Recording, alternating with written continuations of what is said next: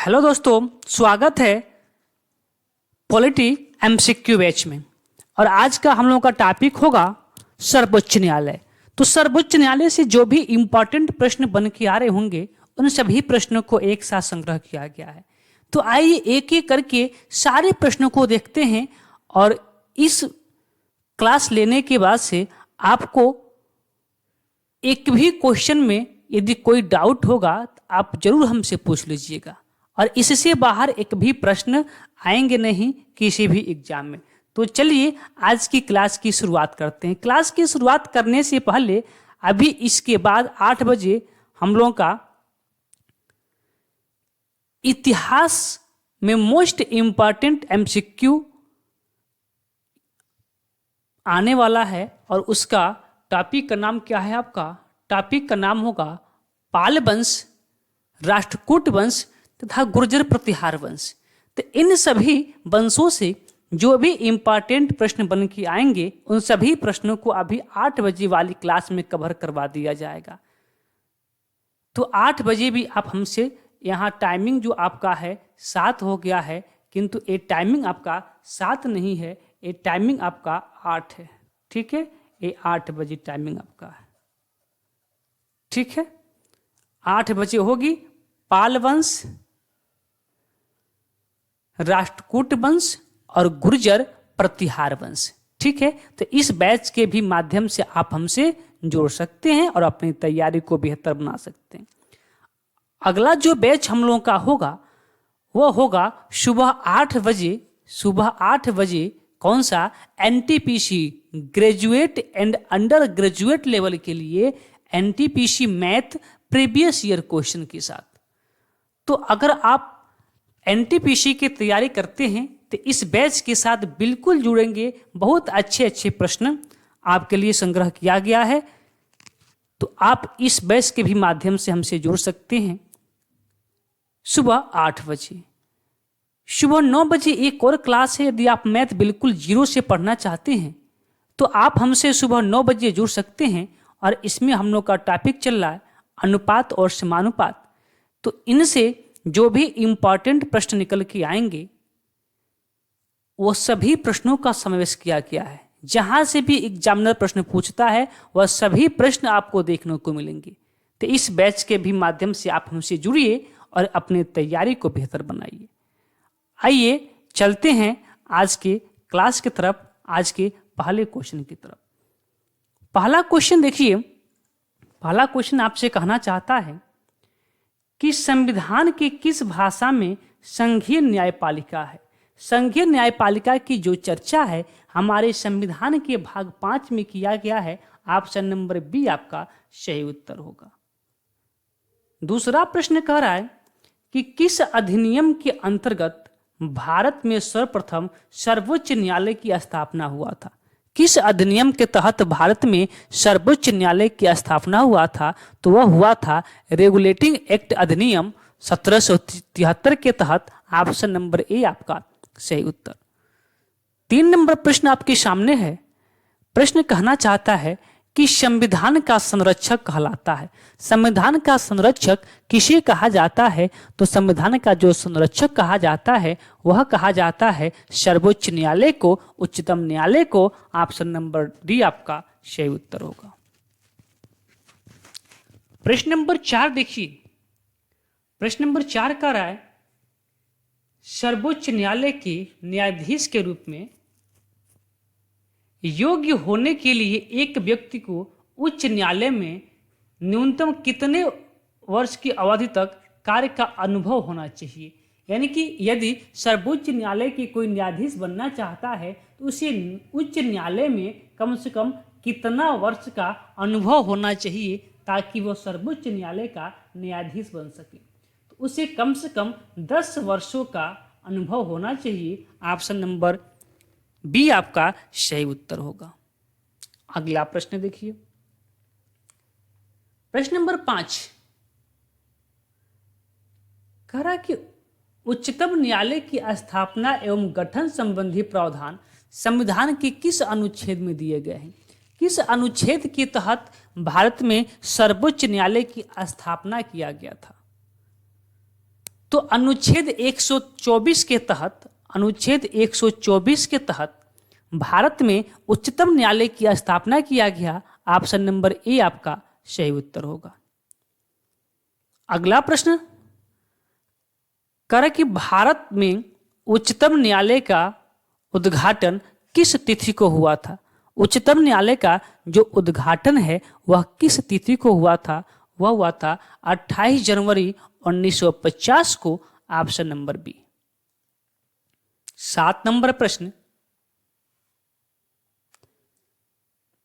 करें कि अपीलीय प्रणाली के अनुसार जिला न्यायाधीश के न्यायालय द्वारा दिए गए फैसले से असंतुष्ट व्यक्ति निम्नलिखित में से किस न्यायालय में अपील कर सकता है। देखिए करें कि अपीलीय प्रणाली के अनुसार जिला न्यायाधीश के न्यायालय द्वारा दिए गए फैसले से असंतुष्ट व्यक्ति निम्नलिखित में से किस न्यायालय में अपील कर सकता है। देखिए जब आपका जिला न्यायालय से यदि आप असंतुष्ट हैं तो आप जाएंगे उच्च न्यायालय में। ठीक, उच्च न्यायालय के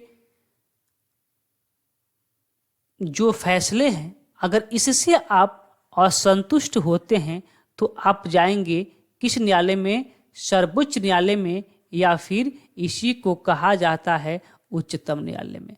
अगर उच्चतम न्यायालय से आप संतुष्ट नहीं है तो आपको संतुष्ट होना पड़ेगा, कहीं नहीं जा सकते हैं। तो आप जिला न्यायालय के द्वारा दिए गए फैसले से यदि आप असंतुष्ट हैं तो आप कहाँ जाएंगे, उच्च न्यायालय जाएंगे। Option number C. अगर उच्च न्यायालय के फैसले से आप असंतुष्ट हैं तो फिर कहाँ जाएंगे, उच्चतम न्यायालय में जाएंगे। ऑप्शन नंबर आपका दिए गए प्रश्न के अनुसार सी सही होगा। 8वां प्रश्न कह रहा है आपसे कि भारत के उच्चतम न्यायालय में न्यायाधीशों की संख्या में वृद्धि करने की शक्ति किसमें निहित है। प्रश्न कह रहा है कि उच्चतम न्यायालय में जो न्यायाधीशों की संख्या है इसमें वृद्धि कौन कर सकता है, कौन इनके संख्या को बढ़ा सकता है। तो इनके संख्या को बढ़ाने का जो अधिकार है वो संसद के पास है। Option number D. 9 नंबर प्रश्न करें कि भारत के उच्चतम न्यायालय में कुल न्यायाधीशों की वर्तमान संख्या कितनी है। उच्चतम न्यायालय में कुल न्यायाधीशों की वर्तमान संख्या कितनी है। तो सर्वोच्च न्यायालय में वर्तमान में 33 + 1 अर्थात 34 न्यायाधीश हैं, यानी कि 33 न्यायाधीश और एक मुख्य न्यायाधीश। कितने हैं टोटल, 34। ऑप्शन नंबर ए आपका सही। 10 नंबर प्रश्न उच्चतम न्यायालय के न्यायाधीश की नियुक्ति राष्ट्रपति के द्वारा किसके परामर्श से की जाती है। एक बात तो क्लियर है कि उच्चतम न्यायालय के जो न्यायाधीश हैं इनकी नियुक्ति किनके द्वारा किया जाता है। तो आप कहेंगे राष्ट्रपति महोदय के द्वारा किया जाता है। किसके परामर्श पर किया जाता है। तो इनको परामर्श देता है कौन, उच्चतम न्यायालय के मुख्य न्यायाधीश। इनको क्या करते हैं, परामर्श देते हैं। 11 नंबर प्रश्न कह रहा है कि भारत के उच्चतम न्यायालय ने किस वर्ष में न्यायाधीशों की नियुक्ति के लिए कोलेजियम व्यवस्था को अपनाया था। जो उच्चतम न्यायालय के न्यायाधीश होते हैं इनकी नियुक्ति के लिए एक व्यवस्था किया गया है जिसका नाम दिया गया है कोलेजियम। ठीक है, तो इन कोलेजियम व्यवस्था में कौन कौन है। तो इनकी जो शुरुआत है वह किया गया था कितना में, 1993 में। ऑप्शन नंबर बी आपका सही उत्तर होगा। ठीक है, अगला प्रश्न नंबर 12 का आपसे कि उच्चतम न्यायालय के मुख्य न्यायाधीशों की सेवानिवृत्ति की आयु कितनी होती है। उच्चतम न्यायालय के जो मुख्य न्यायाधीश हैं वह कितने वर्ष की अवधि तक अपने पद पे आसीन रह सकते हैं, बने रह सकते हैं। तो वह जब तक 65 वर्ष की आयु पूरी न कर लें अपने पद पर बने रहते हैं। ऑप्शन नंबर सी आपका सही उत्तर होगा। 16 नंबर प्रश्न कह रहा है कि उच्चतम न्यायालय के न्यायाधीशों के वेतन का निर्धारण किसके द्वारा किया जाता है? उच्चतम न्यायालय के न्यायाधीशों का जो वेतन है किसके द्वारा निर्धारित किया जाता है? तो वह किया जाता है संसद के द्वारा। संसद खुद भी अपना वेतन निर्धारित करती है और उच्चतम न्यायालय के न्यायाधीशों का भी वेतन निर्धारित करती है। प्रश्न नंबर 14 कह रहा है कि उच्चतम न्यायालय क्या न्यायाधीश त्याग पत्र लिखकर दे सकता है किसको अपने पद से? देखिए टाइपिंग थोड़ा सा मिस्टेक हो गया है, हम क्या बताते हैं आपको ध्यान से सुनिएगा।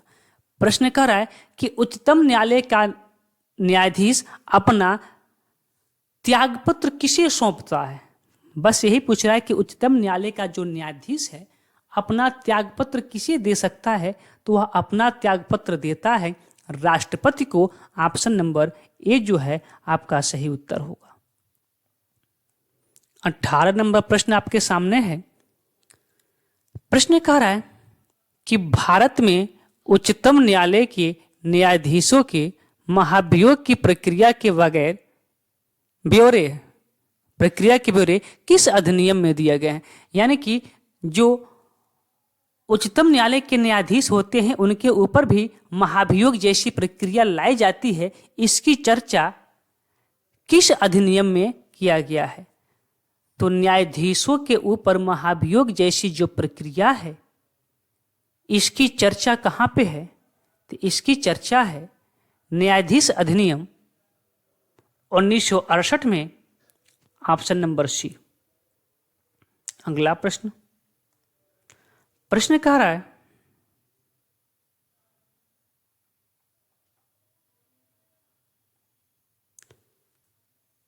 उच्चतम न्यायालय के न्यायाधीश के विरुद्ध महाभियोग का प्रस्ताव पारित हो जाने पर पदच्युत का आदेश कौन जारी करता है? यदि उच्चतम न्यायालय के जो न्यायाधीश है इनके विरुद्ध महाभियोग जैसी जो प्रक्रिया लाई जाती है अगर वह पास हो जाता है तो इनको अपने पद से हटने का आदेश कौन जारी करता है? तो वह जारी करता है कौन? जो इनकी नियुक्ति करता है। जो नियुक्ति करेगा वही तो हटाएगा। तो नियुक्ति कौन करता है न्यायाधीशों की? राष्ट्रपति। तो अपने पद से हटने की बात भी कौन करेंगे? राष्ट्रपति करेंगे। Option number B. अगला प्रश्न करे भारत के कार्यवाहक मुख्य न्यायाधीश की नियुक्ति का प्रावधान संविधान के किस अनुच्छेद में दिया गया है?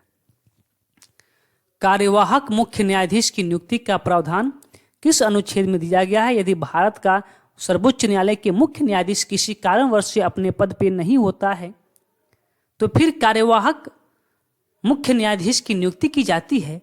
इसकी चर्चा कहां पे है? तो इसकी चर्चा है आर्टिकल 126 में। ऑप्शन नंबर ए आपका सही उत्तर होगा। अगला प्रश्न नंबर 18 कह रहा है किस अनुच्छेद के अंतर्गत कोई नागरिक मूल अधिकारों के भी उल्लंघन के लिए सीधे उच्चतम न्यायालय में मुकदमा कर सकता है? वही जो आपको बताए थे जब आपको मौलिक अधिकार पढ़ा रहे थे तो आपको बताए थे कि यदि हमारे मौलिक अधिकार का हनन होता है तो हम आर्टिकल 32 के माध्यम से सीधे सुप्रीम कोर्ट जा सकते हैं। ऑप्शन नंबर डी आपका सही उत्तर होगा। 18 नंबर प्रश्न आपके सामने है। 19 नंबर 18 हो गया है ना? मैं एक बार देख लूंगा। 18 हो गया है। हाँ 18 हो गया है। 19 नंबर कह कि निम्नलिखित में से वे व्यक्ति कौन हैं जो अनुच्छेद 143 के अधीन किसी मामले को सलाहकारी राय के लिए भारत के उच्चतम न्यायालय को भेज सकते हैं? आर्टिकल 143 के माध्यम से आर्टिकल 143 के माध्यम से किसी मामले को सलाहकारी राय के लिए भारत के उच्चतम न्यायालय को भेज सकते हैं। कौन भेज सकता है? भारत का राष्ट्रपति ना। क्योंकि सर्वोच्च न्यायालय से परामर्श लेने का अधिकार किसको है? राष्ट्रपति को है। राष्ट्रपति किसी भी मामले में उच्चतम न्यायालय से परामर्श ले सकते हैं। ऑप्शन नंबर ए आपका सही उत्तर होगा। अगला प्रश्न कह रहा है कि अंतिम अपीलीय न्यायालय कौन है? अभी हमने आपको बताया है कि यदि आप जिला न्यायालय से असंतुष्ट हैं तो आप उच्च न्यायालय में अपील कर सकते हैं, और यदि उच्च न्यायालय के फैसले से यदि आप असंतुष्ट हैं तो आप उच्चतम न्यायालय में अपील कर सकते हैं। यदि आप उच्चतम न्यायालय के भी फैसले से असंतुष्ट हैं तो क्या होगा, आपका कहीं पर भी अपील नहीं कर सकते हैं। तो उच्चतम न्यायालय क्या है, आपका अंतिम अपीली न्यायालय है। ऑप्शन नंबर सी आपका सही उत्तर होगा। अगला प्रश्न देखिए, कहना चाहता है कि निम्नलिखित में से कौन सा न्यायिक आदेश द्वारा सर्वोच्च न्यायालय या उच्चतम न्यायालय द्वारा किसी व्यक्ति को किसी सार्वजनिक कार्यालय पर अधिकार करने से रोकने के लिए जारी करता है। वही जब आपको वहां पढ़ाए थे हम, कौन सा चैप्टर, मौलिक अधिकार, वहां से और यहाँ से दोनों का रिलेट करके प्रश्न है। ठीक है, तो सही आंसर क्या है, अधिकार परीक्षा। ऑप्शन नंबर डी आपका सही उत्तर होगा। 22 नंबर प्रश्न कह रहा है कि भारतीय संविधान में तदर्थ न्यायालयों की नियुक्ति का प्रावधान किसमें है। तदर्थ न्यायालय के नियुक्ति का प्रावधान किसमें है, तो तदर्थ न्यायालय के नियुक्ति का प्रावधान जो किसमें है वह है उच्च न्यायालय में। ऑप्शन नंबर ए। प्रश्न नंबर 23 का है कि उच्चतम न्यायालय में तदर्थ न्यायाधीशों की नियुक्ति संविधान के किस अनुच्छेद के अंतर्गत की जाती है। तदर्थ न्यायाधीशों की जो नियुक्ति है किस आर्टिकल के तहत किया जाता है, तो आर्टिकल आपका 127। ऑप्शन नंबर डी आपका सही उत्तर होगा। अगला प्रश्न कर रहा है कि राष्ट्रपति और उपराष्ट्रपति के निर्वाचन के विवादों को किसके समक्ष प्रस्तुत किया जाता है। तो जब राष्ट्रपति या उपराष्ट्रपति के निर्वाचन संबंधित कोई भी विवाद होता है तो यह जो मामला है किस न्यायालय में जाता है, तो यह मामला जाता है आपका भारत के उच्चतम न्यायालय में, सर्वोच्च न्यायालय में। ऑप्शन नंबर ए। 25 नंबर प्रश्न कर रहा है कि भारतीय संविधान में न्यायिक पुनरावलोकन का आधार क्या है। न्यायिक पुनरावलोकन का आधार क्या है। न्यायिक पुनरावलोकन का आधार क्या है। वैधिक प्रक्रिया विधि द्वारा स्थापित प्रक्रिया विधि का समान कोई नहीं। विधि द्वारा स्थापित प्रक्रिया, न्यायिक पुनरावलोकन का जो आधार है क्या है, विधि द्वारा स्थापित प्रक्रिया। Option number B. 26 नंबर प्रश्न आपके सामने है, करे कि जनहित याचिका की अवधारणा की शुरुआत किस देश से हुई है। जनहित याचिका की अवधारणा की शुरुआत किस देश से हुई है, तो जनहित याचिका का जो शुरुआत है वह आपका हुआ है संयुक्त राज्य अमेरिका से। ऑप्शन नंबर बी आपका सही उत्तर है। एक प्रश्न और पूछता है और वह प्रश्न शायद गलती से छूट गया है, पूछता है कि भारत में जनहित याचिका के जनक कौन है। ठीक है, जनहित याचिका के जनक कौन है, आप हमें कमेंट करके बताएंगे कि जनहित याचिका के जनक कौन है। अगला प्रश्न करे कि भारत में न्यायिक सक्रियता किससे संबंधित है। भारत में न्यायिक सक्रियता किससे संबंधित है, तो जो आपका न्यायिक सक्रियता है वह जनहित याचिका से संबंधित है। ऑप्शन नंबर डी आपका सही उत्तर है। करे कि पिल का पूरा नाम क्या है। PIL का पूरा नाम क्या है। इसका पूरा नाम है पब्लिक समझ दिया है। अच्छा, एक प्राइवेट तो खत्म, प्राइवेट नहीं है, पब्लिक होता है। पब्लिक इंटरटेस्ट किसमें दिया है, ऑप्शन नंबर 1 में। हाँ, public interest litigation. Option number A आपका सही है। 29 नंबर प्रश्न देखिए, कर किस अनुच्छेद के अंतर्गत यह निहित है कि भारत में सर्वोच्च न्यायालय की संपूर्ण कार्यवाही अंग्रेजी भाषा में होगी। यहां से दो प्रश्न पूछता है कि सर्वोच्च न्यायालय की भाषा क्या है। तो ये बात आपको मालूम चल गया होगा कि सर्वोच्च न्यायालय में जो भाषा का प्रयोग किया जाता है वह सिर्फ अंग्रेजी भाषा होता है। लेकिन किस आर्टिकल के तहत अंग्रेजी भाषा होता है, तो आर्टिकल का नाम है 348, option number C. 348, option number C. ठीक है, चलिए अगला प्रश्न। प्रश्न नंबर 30, करे कि सेवानिवृत्त होने के पश्चात वकालत कर सकते हैं। ये तो प्रश्न गलत टाइप हो गया।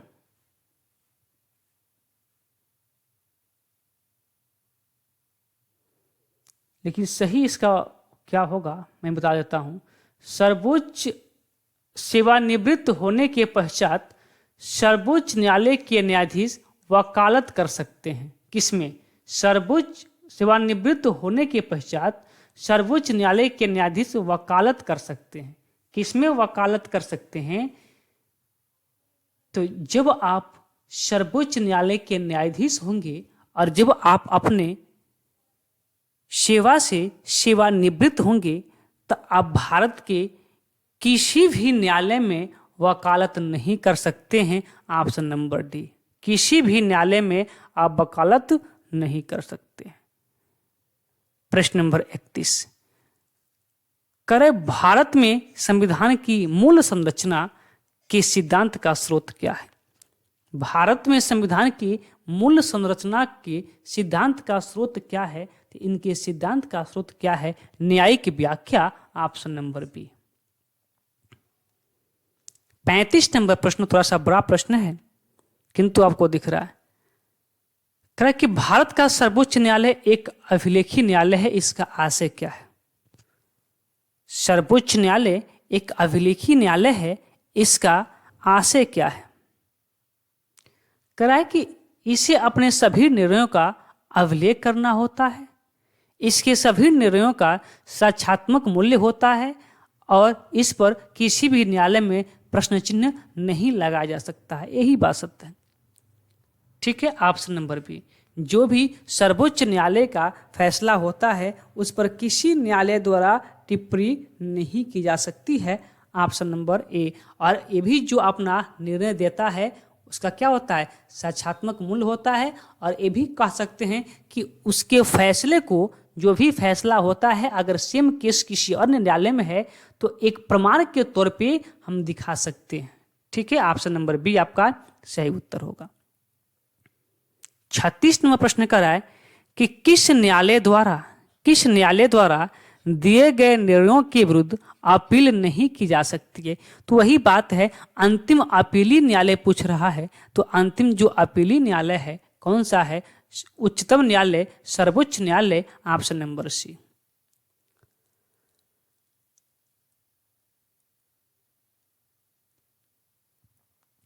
अगला प्रश्न 34 नंबर प्रश्न कह रहा है कि निम्नलिखित में से कौन से मामले उच्च न्यायालय और उच्चतम न्यायालय की अधिकारिता में आते हैं?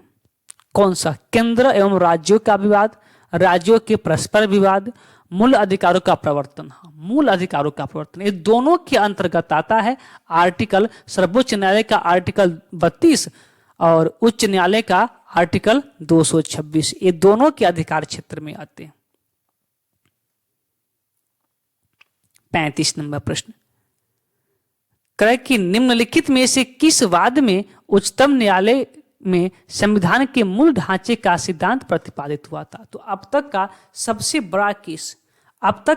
बड़ा केस केशवानंद भारती केस, जिसमें 13 जजों की बेंच लगी थी और अब तक सबसे अधिक जजों की जो बेंच लगी थी इसी में लगी थी, केशवानंद भारती केस में। तो ऑप्शन नंबर सी आपका क्या होगा? सही उत्तर होगा।